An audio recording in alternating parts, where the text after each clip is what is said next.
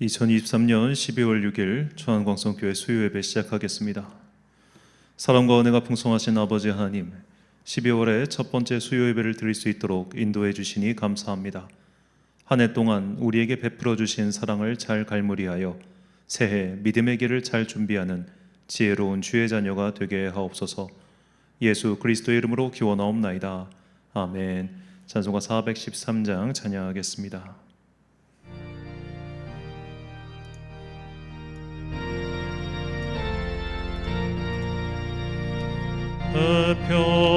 평생에 가는 길 순탄하여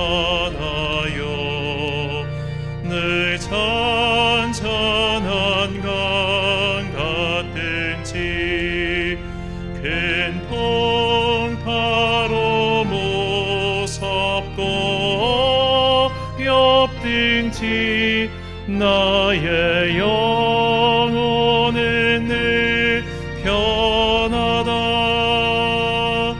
내 영혼 평안해. 내 영혼 평안해. 저막 위는 우리를 삼키려고 입 벌리고 달려와도 주의 손은 우리의 대장 되니 끝내 싸워서 이기리라. 내 영혼 평안해. 내 영혼 평안해. 내 지은 죄 주홍빛 같더라도 속에 다르면 그 십자가 비로소 다 씻으사 빈 눈보다 더 정하리라. 내 영혼 평안해. 내 영혼 평안해. 저 공중의 구름이 일어나며 큰 나팔이 울릴 때에 주 오셔서 세상을 심판해도 나의 영혼은 겁없으리. 내 영혼 평안해. 내 영혼 평안해.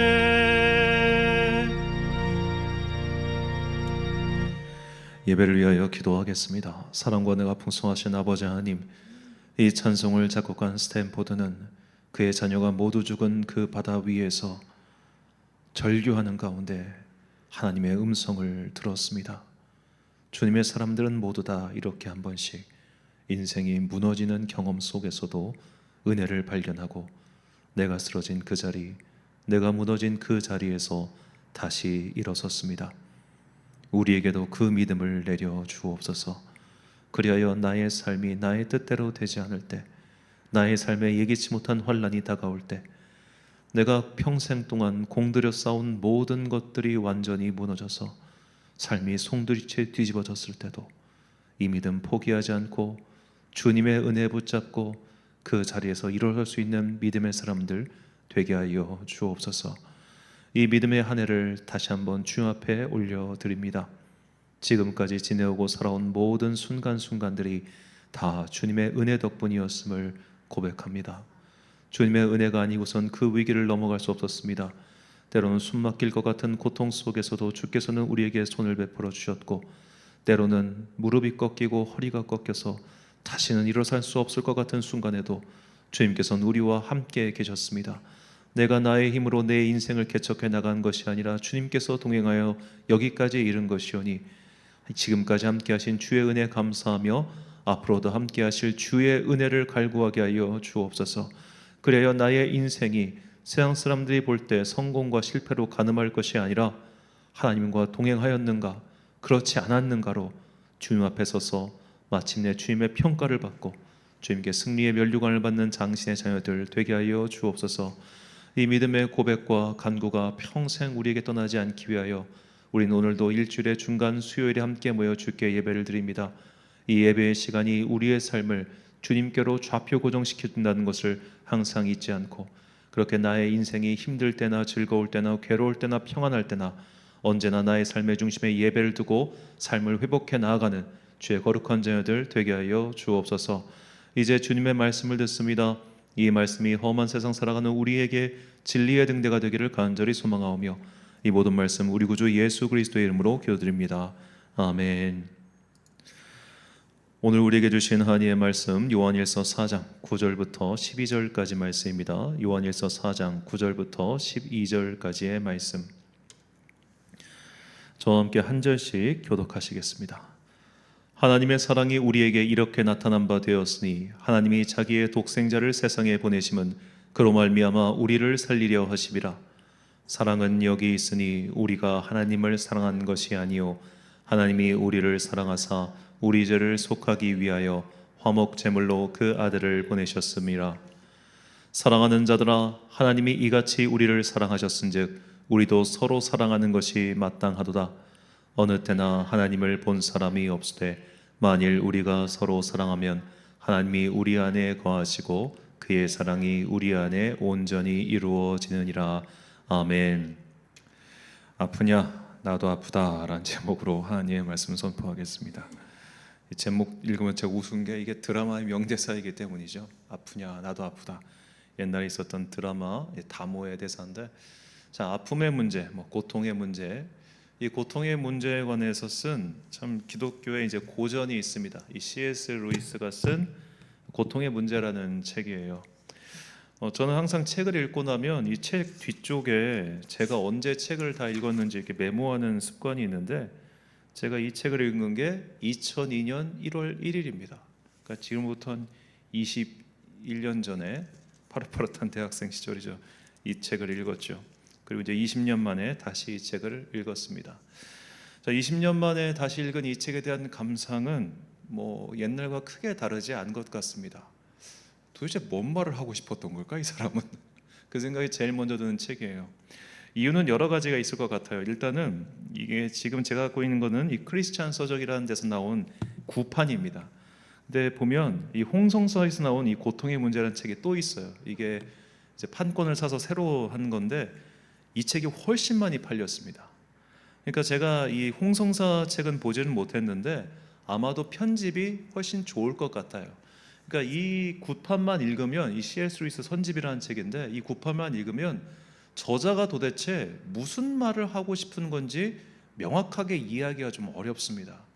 예를 들어 저보고 이 고통의 문제에 대해서 쓰라, 이 주제를 갖고 쓰라고 한다면은 먼저 우리가 간단히 생각할 수 있게끔 우리의 현실에서 만나는 고통의 문제들, 이 고통의 개념 정리, 그리고 하나님께서 이것을 해결하시는 과정들, 그리고 우리의 삶의 적용, 약간 이런 식으로 책을 쓰면은 읽기가 쉽잖아요, 좀 논리적으로. 근데 이 고통의 문제는 보면 나중에 지옥의 교리, 천국의 교리, 동물들에 대한 이야기, 약간 좀 난삽하게 쓰여져 있는 경향성이 분명히 있어요. 또 이걸 아마 번역하시는 분이 그냥 직독직해를 하신 것 같아서 이 번역체 말투도 좀 읽기가 어렵습니다. 홍성사 거는 보니까 일단은 책 소개만 보니까 번역자가 달라요. 그리고 홍성사가 그 고통의 문제라는 책으로 출판사가 부응했습니다. 굉장히 출판사에 영향을 기울인 책이기 때문에 혹시라도 이 책을 구매해서 읽으실 생각이 있으신 분들은 꼭 홍성사판을 읽어보시기를 추천드립니다. 자, 먼저 이 저자인 C.S. 루이스에 대해 잠시 소개를 하자면, 이 C.S. 루이스는 유명한 영국 출신의 변증가죠. 자, 이 사람은 1898년부터 1963년까지 살았으며 옥스퍼드와 케임브리지의 대학 교수로 활동했다고 합니다. 자, 이 사람이 이제 한국인들한테도 상당히, 비기독교인들한테도 유명한 사람이 된 것은 바로 그의 작품 나니아 연대기가 헐리우드 영화로 만들어졌기 때문이죠. 근데 이 나니아 연대기를 쓴 게 1950년입니다. 그리고 오늘 읽을 책 이 고통의 문제가 1940년에 만든 책이에요. 자, 1940년은 바로 2차 세계대전이 발발하고 나서 한 해가 지난 해입니다. 그러니까 C.S. 루이스는 1차 세계대전, 2차 세계대전이라고 하는 그 당시 유럽을 휩쓴 그 전쟁의 한 가운데를 관통하면서 그의 20대, 30대를 보냈던 사람이에요. 그러니까 젊은 시절 그가 봤던 세상은 굉장히 잔혹하고 욕망이 가득하고 인간이 인간성을 완전히 상실한 듯한 그런 세계를 봤던 겁니다. 그래서 그는 처음에 기독교인이 아니었어요. 굉장히 냉소적인 지성인이었습니다. 하지만 그가 어떠한 연유에서인지 제가 정확하게 기억은 안 나는데요, 그가 기독교인이 되었고 또 이제 기독교 변증가로서 특히 이제 그 땅의 지성인들에게 그런 설득하는 그런 것들을 많이 활동을 했죠. 그래서 뭐 대표적인 뭐 스크루지의 편지였던가 뭐 그런 작품들, 여러 가지 작품들이 우리나라에 많이 번역이 되어 있는 걸로 알고 있습니다. 저는 뭐 사실 이 사람 책은 순전한 기독교와 이 고통의 문제 두 권밖에 읽지 않았는데, 나중에 기회가 된다면 조금 번역이 잘 된 걸로 해가지고 한번 소개할 수 있으면 좋겠어요. 자, 이 고통의 문제는 우리가 흔히 알 수 있는 한 질문으로 이 책을 시작합니다. 만일 하나님이 선하시다면 그는 자신의 피조물이 완전히 행복해지기를 소원할 것이며, 하나님이 전능하시다면 그가 원하시는 일은 무슨 일이나 가능할 것이다. 그런데 피조물들은 행복하지 않다. 그런 고로 하나님은 선이 부족하든지 능력이 부족하든지 그렇지 않으면 둘 다 부족한 것이다. 자, 우리의 인간사는 마냥 행복하지 않죠. 왜냐하면 이 땅에는 분명히 고통이라고 하는 문제가 있기 때문입니다. 사실 이 고통의 문제를 고통의 문제에 가장 어떻게 보면 집착하듯이 연구한 그 철학이 바로 불교 철학이죠. 그래서 이제 이 집착에서 고통이 나오고 막 이런 여러 가지 것들은 뭐 오늘 설명한 일은 아니니까 일단 그게 참 많이 도움이 되는데, 자, 이런 식으로 이제 고통이라고 하는 문제가 있기 때문에 우리의 인생은 마냥 행복하지 않다는 거예요. 그리고 저자는 이런 고통을 사람들은 악으로 인식한다는 겁니다. 악의 문제라는 거예요. 결국 고통의 문제는 곧 악의 문제다. 이런 악이 범람하고 있는 것, 이것은 하나님께서 전능하지 않다는 증거이거나 혹은 하나님께서 이것을 악을 허용하셨으니 하나님은 완전히 선한 분이 아니야 라는 그런 교리적인 문제로까지 사람들이 확장해서 생각한다는 겁니다. 하지만 C.S. 루이스가 볼 때 이 사람은 이제 신학을 전공하거나 그런 사람은 아니에요. 그냥 한 명의 크리스찬으로서 이 문제를 생각해 볼 때 이걸 너무 복잡하게 생각할 게 아니라 좀 단순하게 생각하면 어떨까? 자, 우리가 악이라고 생각하는 것, 그리고 우리가 고통이라고 생각하는 것, 또 우리가 행복이라고 생각하는 것, 이 각각의 언어적 개념들을 한번 따지고 들어가 보자라는 게 사실 이 책에 어떻게 보면 풀어가는 과정이에요. 먼저 저자는 우리가 생각하는 도대체 행복, 이게 뭔가, 그거에 대해 다시 한번 의문을 던집니다. 그 어떤 조건이든 행복하기만을 바란다는 것은 그가 우리에게 관심 없는 사람이라는 것을 의미할 뿐이다. 아무도 자식을 사랑한다고 하면서 그가 재밌게 사는 한 어떤 악한 일을 해도 상관없다라고 말하지 않을 것이다. 자, 그러니까 우리는 행복해야 돼, 우리는 좋게 살아야 돼, 우리는 행운을 누려야 돼, 그렇게 생각하는 우리가 소위 말해 좋다고라는 생각하는 그 개념 자체가 문제가 있는 것 아니냐라고 질문을 던지는 거예요. 예를 들어 마약에 중독된 사람은 정말 끝내주겠죠. 저도 안 해봐서 모르겠습니다만 그게 가장 기분 좋으니까 그걸 끊지 못하는 건 아니겠습니까? 그런데 본인은 그 상태가 좋을지는 모르겠습니다만 주변에서 봤을 때 그건 절대 좋은 상태가 아니잖아요. 마찬가지로 오늘 인간 세상에서 내가 누리는 행복이라고 하는 이 개념 자체가 이 인간 세상 바깥에 있는 하나님의 시선으로 볼 때 그게 정말 좋은 거냐, 이거 질문을 던지는 거죠. 오늘 내가 행복해하는 그 상태가 사실은 나에게 안 좋은 상태일 수 있어요. 심지어 모두가 그것을 야 저거 정말 잘하고 있는 거다라고 박수를 치는 상황에서도 그게 사실은 그를 망치는 일일 수 있어요.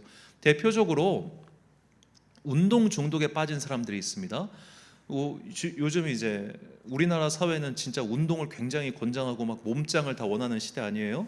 얼마 전에 한 유튜버가 이제 홍대 거리에서 여성분들이 인터뷰를 하면서 이상형 어떤 좀 이상적인 남자 어떻게 외모만 했을 때 키 180에 몸무게 70kg에 잔근육이 많은 남자. 여러분 키 180에 몸무게 70kg면요 모델급 몸매입니다. 그게 체지방이 그게 정말 어려운 몸인데 그냥 이렇게 얘기를 하는 거예요. 그러니까 그렇게 다들 잔근육 있고 키 크고 몸매 좋고 탁을 원한다는 거 아니에요. 그러니까 다들 막 헬스장에 성행하는 거 아니겠습니까? 다들 우락부락하게. 그런데 미국에서 연구 결과에 따르면 미국의 미식 축구 선수들 평균 수명이 55세입니다. 제일 빨리 죽는 사람들이 운동 열심히 하는 사람들이에요. 그래서 그 탤런트 주우재 씨가 되게 재밌는 말 했는데 토끼는 맨날 움직이는데 일찍 죽고 거북이는 하나도 안 움직이는데 오래 산다고. 그래서 나는 운동 안 한다고. 뭐 그런 얘기를 하게 됐습니다만, 그러니까 우리가 건강을 위해서 운동하는 건 뭐 지극히 당연한데 그게 과하면 일정 수를 넘어가면 순간 몸에 독이 된다는 겁니다. 그래서 뭐 단백질 가루를 많이 먹고 뭐 체지방 조절하고 이런 게 사실 건강을 완전히 망가뜨리는 걸 때도 있어요. 단백질 과다 섭취하는 사람들이 요새 말하는 그 닭 가슴살 그거 많이 먹으면 통풍 걸립니다. 그 소화기관도 안 좋아지고요. 근데 모두 사람들 다들 그거 막 좋다고 하고 있죠. 와, 진짜 잘한다, 훌륭하다. 근데 그게 자기 몸을 망치는 거라니까요. 그러니까 우리가 생각하는 그 행복의 개념은 사실 굉장히 편협하다는 거예요. 인간의 지각의 한계 때문에. 그 인간이 멍청해서가 아니라 우리 인간이 가지고 있는 지각의 한계 때문에 내가 상정하고 내가 생각하고 내가 원하는 나의 삶의 이상적인 모습이 정말 그에게 이상적인 것이 아닐 수도 있다는 것을 저자가 지적을 하는 겁니다. 우리가 행복하다고 하는 것, 먼저 이것부터 우리가 바로잡지 않으면 우리는 하나님의 섭리를 도무지 이해할 수 없다는 거죠. 자, 그 다음에 우리가 이 행복이라고 하는 관점, 이 행복의 개념을 먼저 다뤄잡고 나서 그 다음에 고통의 문제로 들어가자는 겁니다. 고통의 문제. 왜 하나님께서는 우리의 삶에 자꾸 고통이라고 하는 것을 허용하시는가? 한마디로 악이 왜 존재하는가? 자, 이 악의 기원의 문제에 대해서는 이 저자는 사실 여기에서 막 장황하게 설명하진 않아요. 근데 제가 개인적으로 추가 보충 설명하자면 제가 항상 드리는 말씀인데 인간이 왜 이런 죄악 세상에 살고 있느냐? 하나님께서 주신 자유의지 때문입니다. 하나님은 우리를 노예로 만들지 않고 자유의지를 가진 존재로 이제 창조하셨죠. 그 이유는 우리를 자녀로 삼기 위해서예요.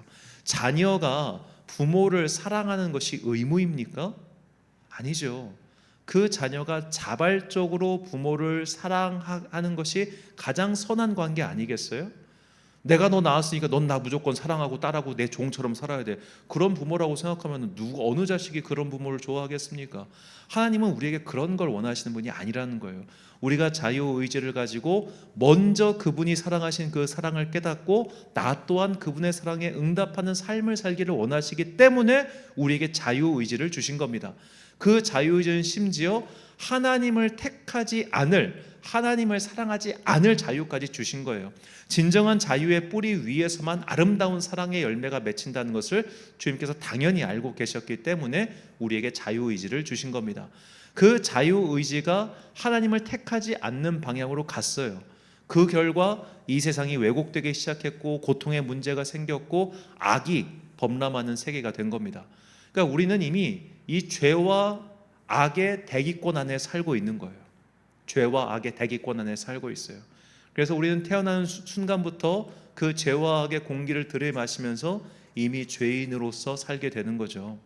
이렇게 우리의 영혼이 이렇게 빗나간 채로 이렇게 일그러져 있기 때문에 이런 일그러짐과 일그러짐이 여러 복잡한 세상의 관계 속에서 결국 나에게 고통으로 오는 것이지, 하나님께서 무조건 나에게 고통을 주신다 이렇게 생각해서는 안 된다는 겁니다. 첫 번째로. 자, 이제 이것이 이제 일반 세상에서 일어나는 고통의 문제라면, 두 번째 고통의 문제, 하나님께서 마치 욥의 고난처럼 허용해 주시는 고통의 문제가 있잖아요. 하나님께서 주시는 고난이라고 하는 시험 문제, 그 시험 문제가 왜 오느냐에 대해서 저자는 이런 말을 합니다. 이 죄를 성 아우구스티누스는 자만의 죄로 묘사하였다. 이 죄란 인간이 피조물로서 독립하여 하나님이 아닌 자신의 기초 위에 자기를 확립하는 행위라고 말했다. 모든 사람의 일상에서 벌어지는 모든 죄의 구체적인 배후에는 이 자만의 죄가 있다. 고통은 악인에게 개선의 기회를 제공한다. 고통은 하나님을 거역하고 있는 영혼의 요새 안에 진리의 깃발을 꽂는 것이다. 자, 우리 인생에서 내 뜻대로, 내 생각대로 벌어지지 않고 자꾸만 여러 가지 고통이 툭툭툭 끼어드는 이유는 우리가 가만히 있으면 진짜 죄의 가만히가 되기 때문입니다. 아까 말씀드렸듯이 이 죄와 악의 대기권 속에서 그냥 가만히 있으면 계속 몸에 중금속이 쌓이듯이 내 안에 죄와 악이 쌓여 들어가요. 그래서 나도 모르는 사이에 그렇게 거친 세상 속에서 거칠게 살게 되는 겁니다. 그러니까 저같이 그냥 어찌 보면 세상과 한 반쯤 떨어져 가지고 교회만 있으면 할렐루야죠. 그런데 우리가 일상에 나와가지고 세상 사람들과 상대하면 살면 어떻게 되겠습니까? 내 행동이 함께 꺼끌어져요. 거칠거칠해져. 어쩔 수가 없어요. 돈 벌고 산다는 것은 치열한 삶이에요. 그런 치열한 삶을 살면은 나도 같이 악쓰지 않고 소리 안 지르면 무시하잖아요. 박명수의 말처럼 착하게 사니까 나를 바보 취급하는 게 세상의 이 현실 아닙니까? 그 현실에서 정말로 당하지 않고 사기당하지 않고 호구되지 않고 살려면 나 또한 강하게 맞서게 되잖아요. 그런데 그렇게 강하게 하다 보면 나노생가 어느샌가 모르게 정말 몸이 고슴도치처럼 삐쭉삐쭉한 존재가 된다는 거예요.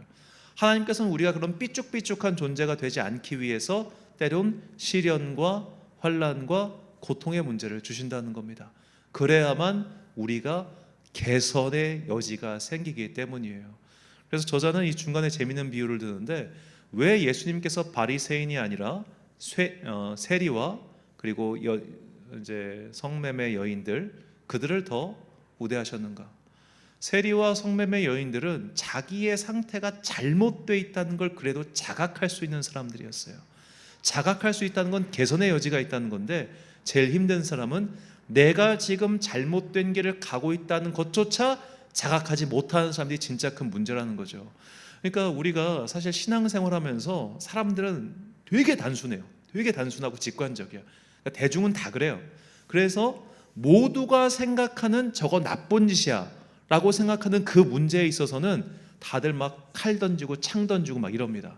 그런데 반면에 이게 죄인가? 라고 긴가민가 하는 것에 대해서는 아무런 관념이 없어요. 예를 들어 우리 중에 저 사람은 교만해, 저 사람은 자만해, 저거 정말 큰 죄야 라고 해가지고 당회가 열려서 그 교만에 대해서 정죄하는 거 본 적이 있습니까? 한 번도 저는 본 적 없습니다. 그러니까 우리가 생각하는 죄, 우리가 생각하는 문제라고 하는 건 되게 구체적이고 또렷하게 보이는 그런 것들만 지적을 해요. 근데 사실 정말로 우리의 영혼의 더 큰 문제는 그렇게 구체적으로 언어화 시키기 어려운 것들이 더 큰 문제인 경우가 많다는 겁니다. 그래서 우리가 항상 하나님께서는 우리가 알 수 없는, 제가 일전에도 말씀드렸지만 고난은 이해할 수 없기 때문에 고난이에요. 이해할 수 있으면 그건 그때부터는 그냥 고난이 아닙니다. 이해할 수 없는 고난을 주시는 이유 중 하나는 우리가 이해할 수 없는, 언어화시킬 수 없는 내 안의 문제를 자각시키기 위함일 수도 있다는 겁니다.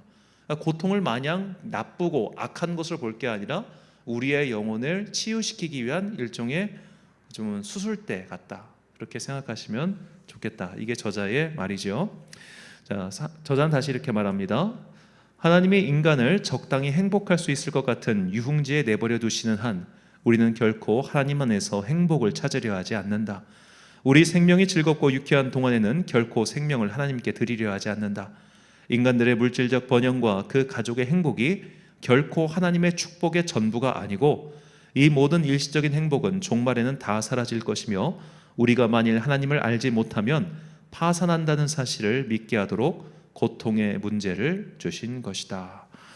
이 저자가 이 책을 썼을 때 나이가 지금 제 나이랑 동갑인데 참 나는 이런 말 못 쓰는데 대단한 것 같아요.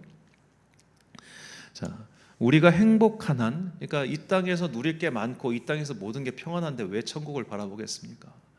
그러니까 지금까지 기독교 역사에서 항상 그 천국을 바라봤던 사람들, 하나님을 만나고 간절히 바랐던 사람들은 사실 이 땅에서 별로 즐거울 게 없던 사람들이에요.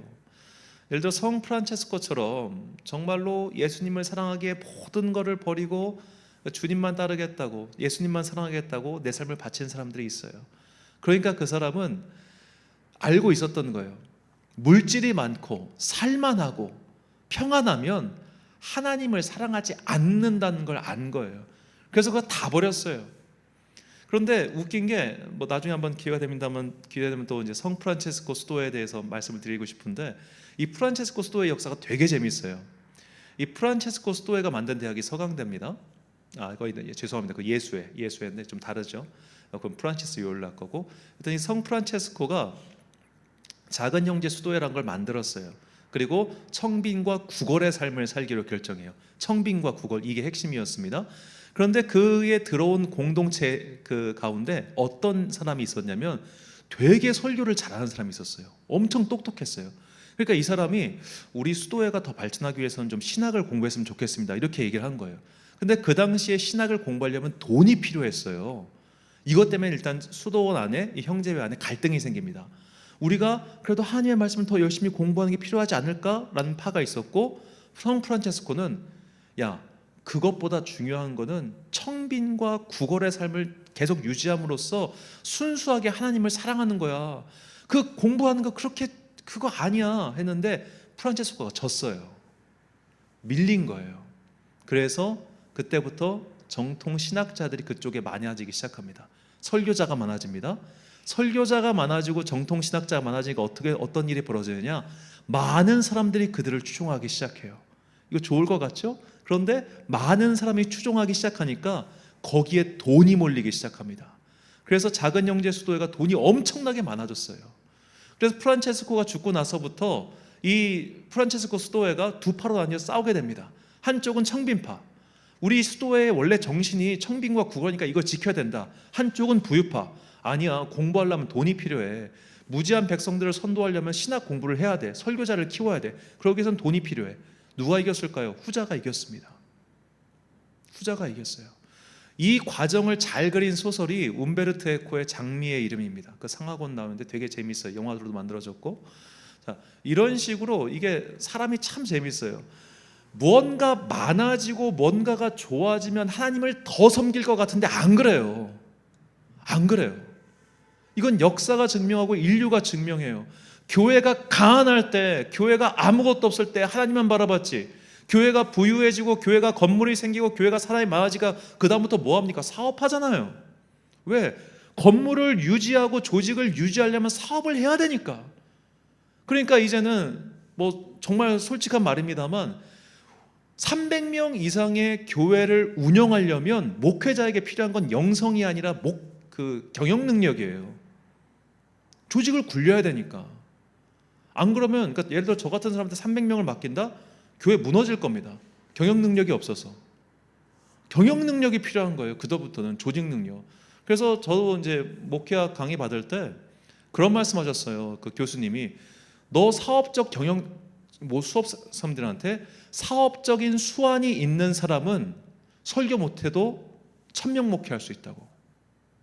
사업적 수완이 있는 사람은. 반대로 사업하다 망한 사람은 절대로 목사하지 말아라. 왜? 넌 교회도 망칠 거니까. 경영 능력이 필요하다는 거예요. 그러니까 돈이 들어오는 순간부터 우리의 삶이 하나님께 더 순수해지기가 사실은 어려워요. 돈도 있는데 순수한 사람 저 많이 솔직히 못 봤어요. 물론 그렇다고 해서 반대로 가난하니까 순수하다, 이건 아니에요. 그건 아니지만, 그래서 우리가 삶의 중용이 굉장히 필요한 이유가 이런 거 있지만, 뭐 오늘 저자는 그런 얘기를 안 하니까 더 깊게 나가지는 않겠습니다. 자, 이렇게 해서 하나님께서 우리에게 마냥 행복한 삶을 주지 않으시는 이유, 그 첫 번째로 그 행복의 개념이 틀렸기 때문이고, 두 번째로 거기에만 머물러 있으면 하나님을 찾지 않는 자만의 죄에 빠지기 때문입니다. 결국 고통의 문제라고 하는 것은 근본적으로 우리를 깨우치기 위한 하나님의 수단이다라는 것을 저자가 강조하고 있는 거죠. 자, 저자는 또 말합니다. 거의 결론부예요. 당신은 하나님이 무엇을 하시기를 원하는가? 과거의 죄를 씻어주시고 어떤 대가도 아끼지 않으시며 새 출발의 기회를 주시고 모든 어려운 문제를 쉽게 만드시고 온갖 기적적인 도움을 주시기를 원하는가? 그런데 그 모든 일을 하나님이 하시지 않았던가? 갈보리선에서 우리의 죄를 용서하기 위해 그분은 이기셨다. 그들에게만 내버려 두었으면 죄사함은 결코 이루어지지 않았을 것이다. 슬프다. 그분이 이런 일을 다 이루셨기 때문에 우리의 핑계는 성립될 수 없는 것이다.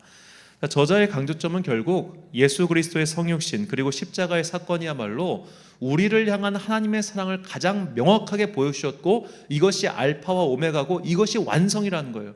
그 나머지 것들, 이 땅에서 일어나는 삶의 문제, 고통의 문제, 이런 것들은 결국 우리를 하나님께로 다시 되돌려 놓기 위한 주님의 계획일 뿐, 우리가 자꾸 여기서 하나님 나 더 행복하게 해주세요, 더 많은 걸 주세요, 더 안정적이게 해주세요, 이런 거를 요구하는 것이 이미 성육신의 사건으로 모든 은혜가 다 충만하게 임했는데 왜 자꾸 엑스트라를 요구하냐 이 말이에요. 그러니까 우리가 정말로 예수 그리스도의 보혈의 은혜로 구원을 받았다는 그 은혜가 당신에게 있다면, 당신은 삶에서 일어나는 그런 부족한 일들, 없는 것들, 그런 것들 때문에 마음을 빼앗겨 믿음을 잃을 리는 없을 것이다 라고 저자는 말을 합니다. 자, 여기까지 하면 이제 이 책이 뭐 그렇게 두꺼운 책은 아니니까 짧게 끝나는데, 아쉬운 건 분명히 있어요. 왜냐하면 첫 번째로 이 저자가 이 고통의 문제를 너무 단순하게 다루고 있어요. 그건 좀 이 책의 아쉬운 점이에요. 제가 지난주 금요일에도 말씀드렸지만 새벽기도, 그러니까 춘천에서 새벽기도 마치고 집에 가시다가 권사님 세 분이 차에 치여 세 분 다 돌아가셨잖아요. 자, 그런 문제가 우리의 삶에서 일어날 때 우리 흔들리지 않겠습니까? 제가 아는 성도님도 어머니 권사님이 새벽기도 가시다가 심장마비로 돌아가셨어요. 얼마나 딸 입장에서 황당하겠어요. 저희 외할머니도 금요철에 하시다가 돌아가셨어요. 제가 아는 목사님 새벽기도 운행 나가셨다가 시골길 운행 나가셨다가 자 교회차 봉고가 논두렁에 빠지면서 차가 문이 찡그러졌고 다리를 절단하셨어요. 저는 솔직히 저도 새벽 기도를 합니다만 올 때마다 정말 새벽에 얼마 전에는 여기 오다가 어떤 분이 밤에 그냥 걸어 당겨 신호고 뭐고 그냥 걸어 당겨, 술을 취했는지 뭐 했는지 희급희급 놀라요. 그래서 항상 기도하죠. 주님, 제가 새벽 가는 길에 사고 안 나게 해주세요. 이런 사례 이게 모아놓으면 1000건도 넘을 겁니다.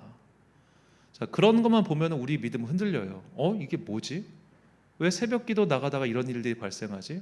왜 교회 생활하다가 이런 일들이 발생하지? 이렇게 우리의 믿음에 시험을 주는 수많은 고난의 문제들, 고통의 문제가 많단 말이에요. 근데 이 책은 그런 것들에 대한 언급이 너무 적어요.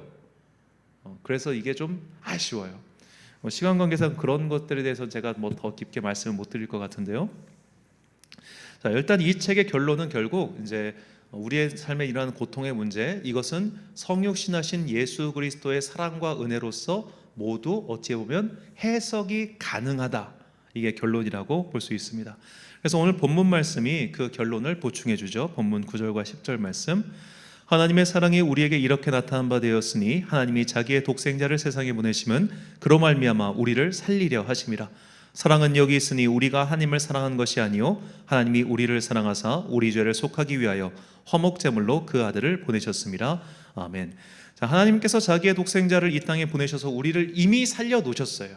그리고 이미 우리에게 구원을 주셨습니다. 그러므로 이게 완성이라는 거예요. 이미 완성되었다. 이미 완성된 이 은혜를 우리 속에 새겨두고 있으면 우리는 고통의 문제, 악의 문제가 우리의 삶에 다가와도 결코 흔들리거나 잘못된 길로 가지 않게 될 것이다. 이것이 우리가 이제 알 수 있는 이 책의 결론입니다. 그래서 우리는 이제 이 책의 저자의 결론을 따라서 말씀드리자면, 내 삶에 고통의 문제가 올 때마다 이것을 나의 삶의 방향을 다시 한번 주님께로 고정시키기 위한 하나님의 섭리라고 믿고 그 고통의 문제를 슬기롭게 극복해 나가자는 것이죠. 그래서 야고보 사도는 이렇게 말합니다. 야고보서 5장 10절과 11절 말씀 함께 읽겠습니다. 시작. 형제들아, 주의 이름으로 말한 선지자들을 고난과 오래 참음의 본으로 삼으라. 보라, 인내하는 자를 우리가 복되다 하나니 너희가 욥의 인내를 들었고 주께서 주신 결말을 보았거니와 주는 가장 자비하시고 긍휼히 여기시는 이시니라. 아멘.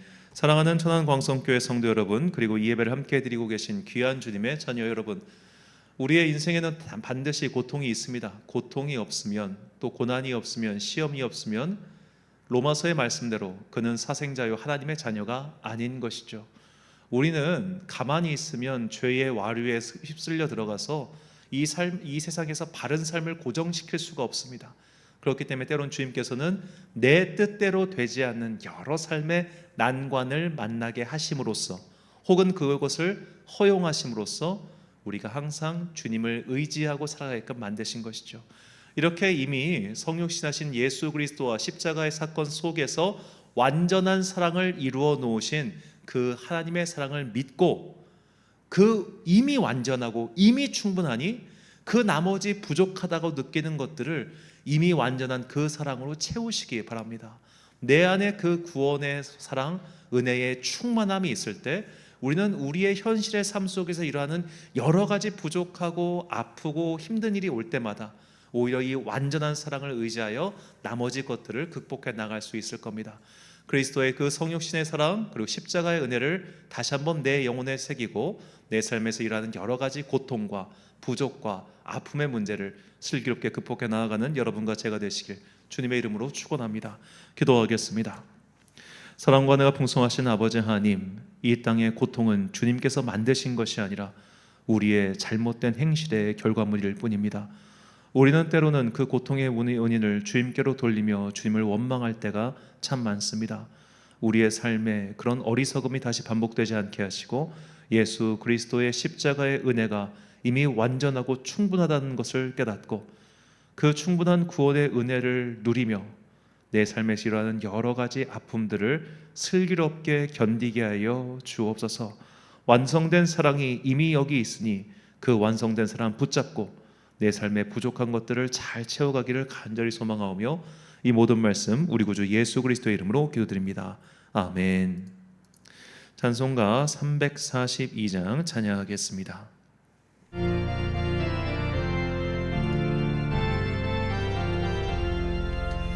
너 시험을 당해 죄 짓지 말고 너 용기를 다해 폼 눌리치라.